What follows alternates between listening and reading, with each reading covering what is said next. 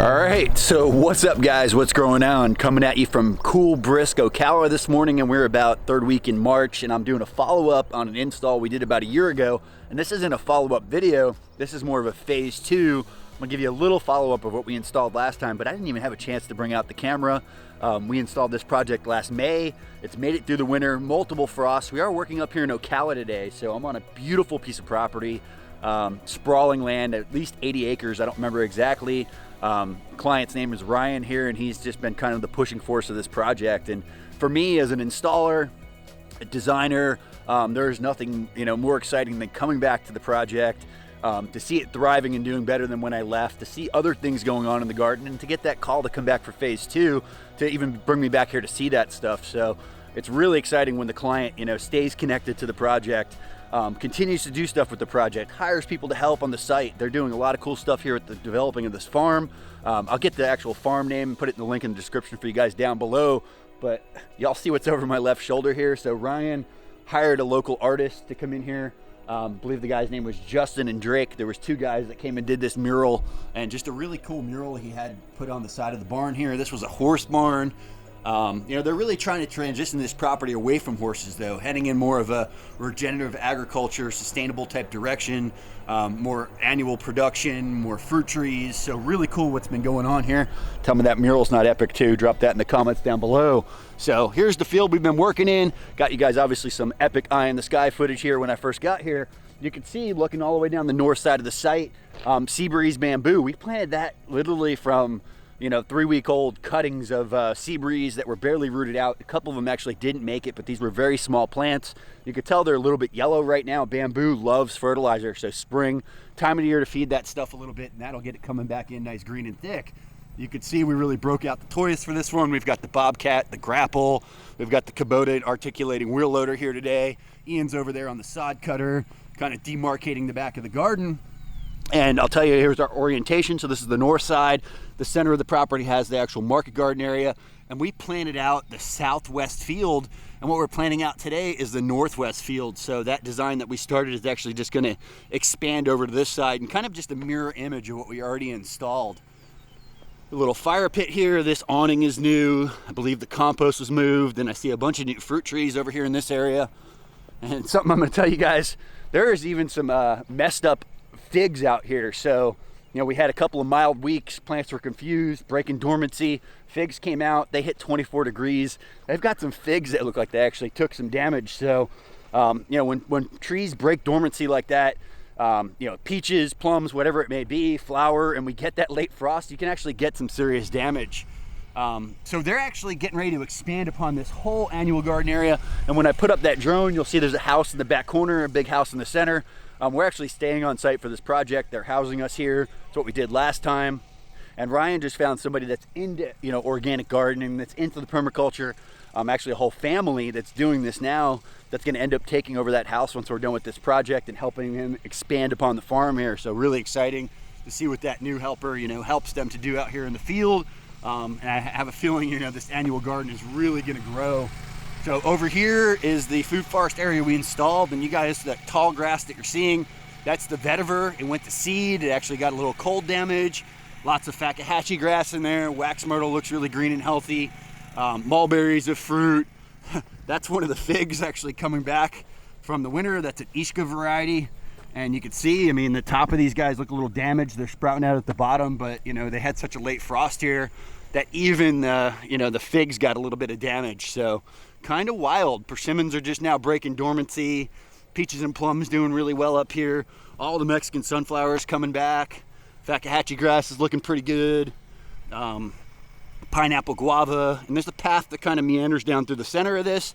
And we're just going to keep this same flow going right over here to the other side. And Ryan hooked it up and already scored a bunch of mulch. Last time we had to do a bunch of hauling and bring the mulch in from down the road. It's going to make our lives a little bit easier this time. It's something I should point out to y'all. There is no excuse for being able to get mulch. We are in the middle of the country, kind of in the middle of nowhere, where it would typically be harder to get mulch. Ryan was able to find it. So, you just have to look a little harder. You got to bug these guys a little more. You got to call a little more. Got to find the guys out there working on the power lines. That is key. And you can try chip drop. So I keep dropping you guys those pointers for the mulch because I want to see you successful. This is a large Mexican sunflower that took some frost damage. You can see it's all sprouted out at the bottom. Fakahatchee grass doing good. I believe this is a nitrogen fixing mimosa julibrescens tree. I'll know a little better once it starts to leaf out. Elderberry doing really good in here. Like I said, mulberry's doing really good in here. Not a lot of weed penetration, pretty awesome. Here's one of the mulberries covered in fruit.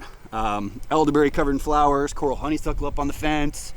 So just coming out of winter. Lots of pruning to be done here, a little bit of fertilizer, and this is going to come back strong. Oh, persimmon broke dormancy, so that one's just leafing out. These can kind of be some of the later ones to leaf out. Vitex is coming back. Mexican sunflower once again coming back, and an avocado that actually looks like it took a little cold damage. I'm seeing a sprout coming off of the rootstock here, but that's not really a great sign. So, you know, even these cold hardy avocados, really should be get planted as early as spring and kind of plant in a box and a little extra protection around them. Yes, they are cold hardy, but in that first year or two, you know, you can have some issues. They can get hit while young, you know, from cold. So important giving them a little protection. Maybe while you're further north, that is one that you want to plant just a little bit larger. So you can see we ran some water lines last time we were here. And like I said, this whole corner is going to just expand over to about the trailer. So guys are starting to put things into piles now. And I'll be picking that up with the grapple. And what's really cool here also, all the sod staying on site, not having to leave for mulch. That's key. That stuff is kind of key when we get out to a project to make things flow a lot faster. So we're starting this project on a Tuesday. I will definitely be done here by Friday. I'll get back here hopefully for a follow-up in like 6 months and show you guys what's going on.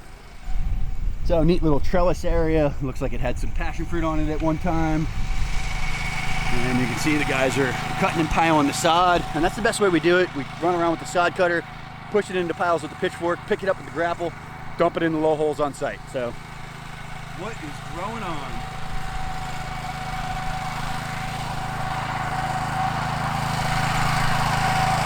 What up? Oh, hey, what up? What up? That grass? That grass? Hey, are you excited to be back at this job? Yes, sir. You had fun here last time, didn't you? I did. All right, I did. All right, hey.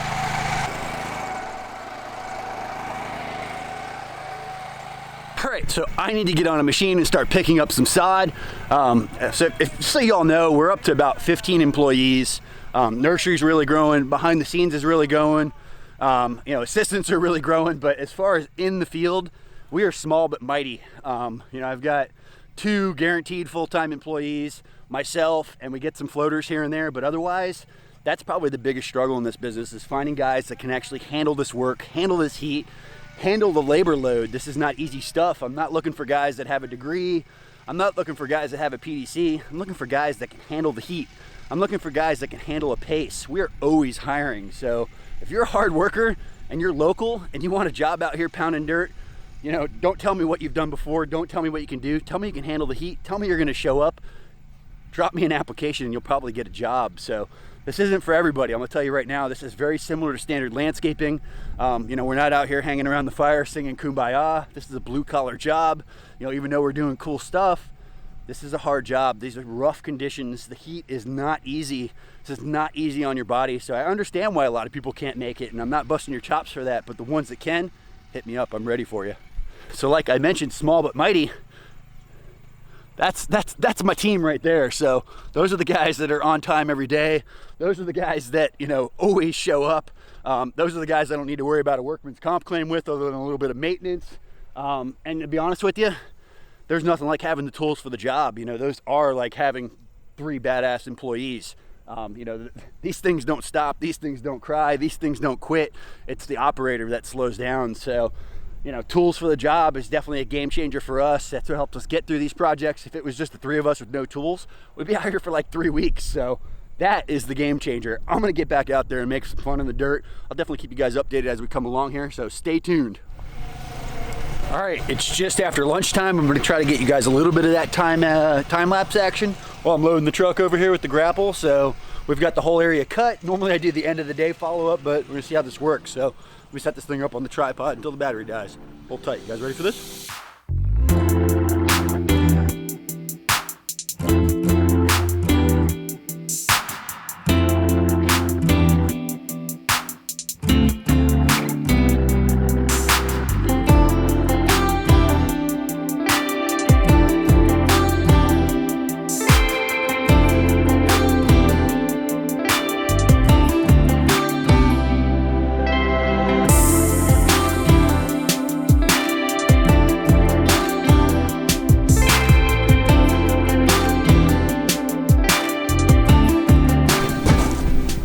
Can you say tools for the job? So yeah, hit a little rock. Wasn't a little rock, was a big rock. That was a boulder. Got it sitting over there by the fire pit. That's not the first one of those we pulled out of here. Last time we pulled a couple out. This isn't our typical Florida soil conditions. I mean, we've got clay-based soils. We've got rich, actually, organic matter here.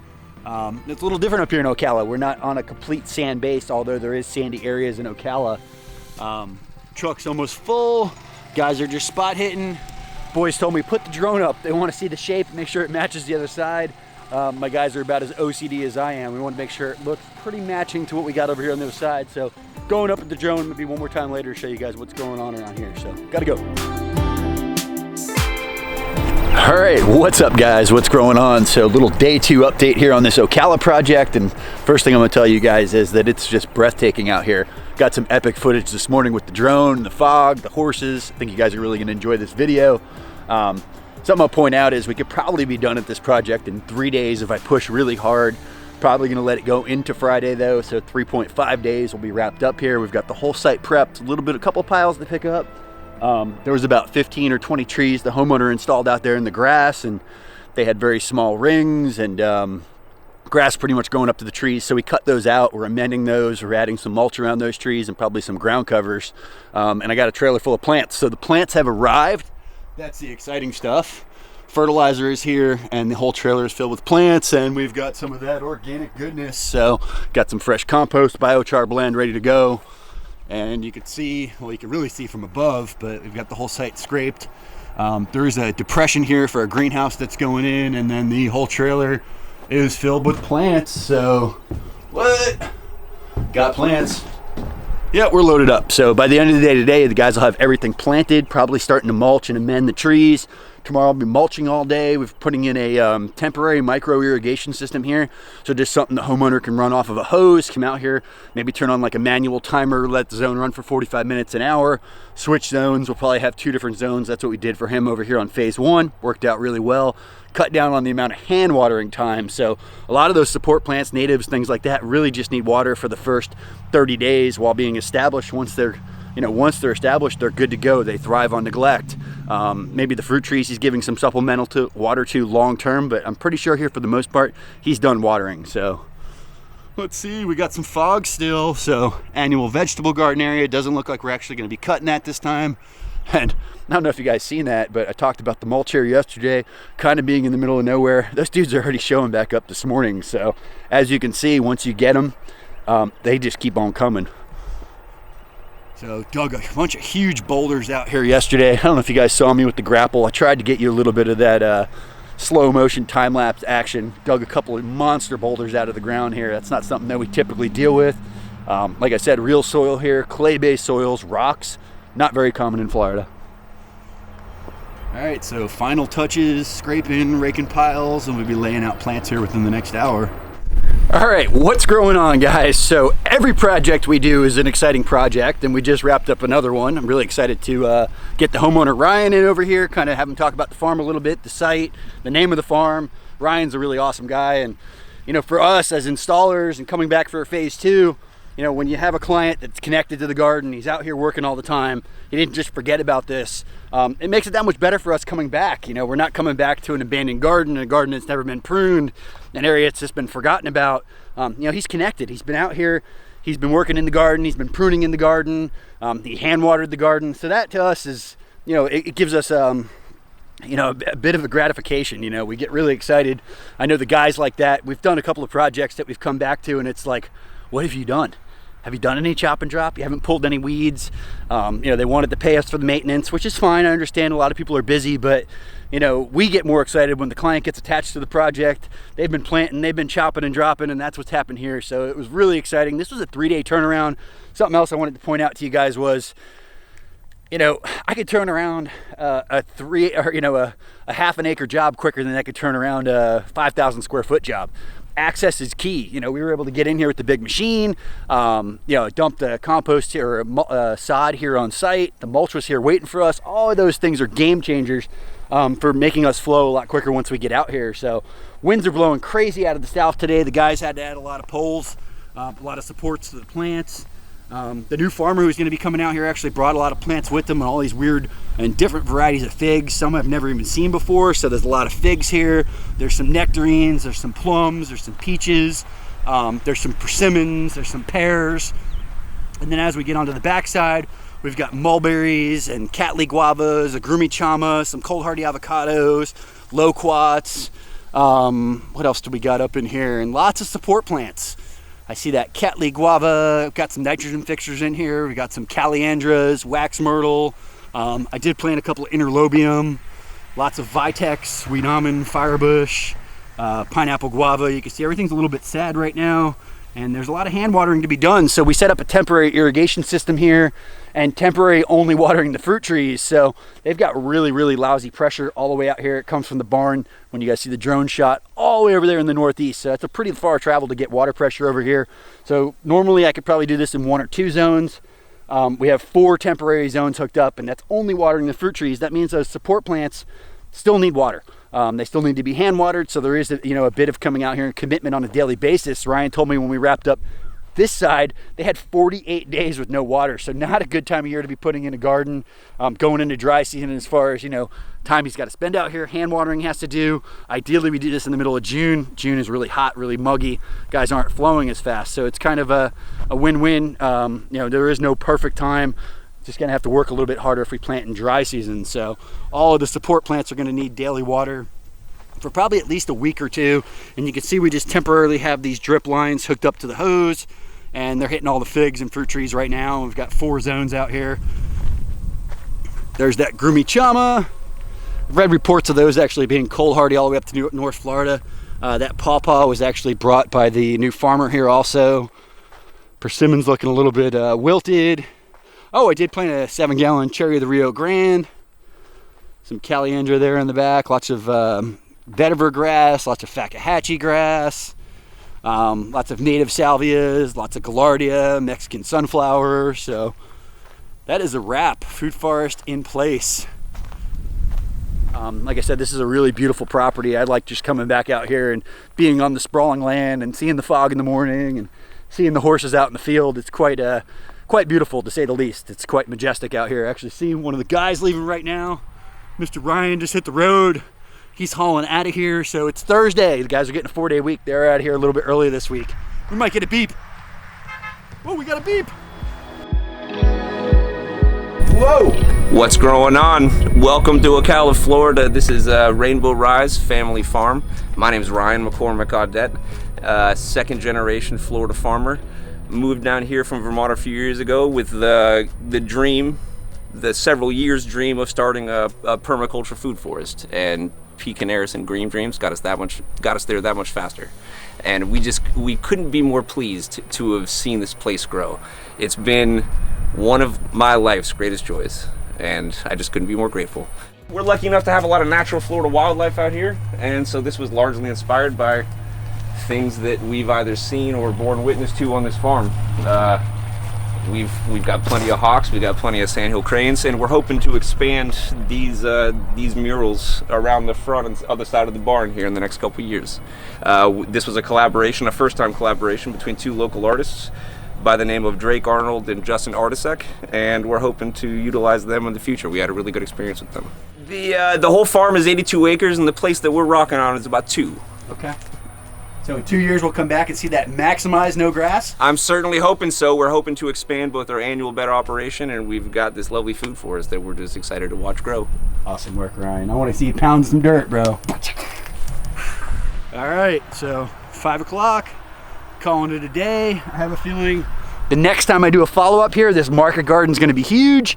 Talking about expanding the food forest along the fence over here, bees coming in, lots of exciting stuff here in the works. So I'll be excited to come back and get you guys another video. Always enjoy coming up here to the Ocala area. So we had some fun with this project. I hope you guys enjoyed this video. If you did, be sure to hit that like button. If you haven't subscribed yet, please go ahead and do so. Most importantly, you guys know what we do around here? We pound dirt.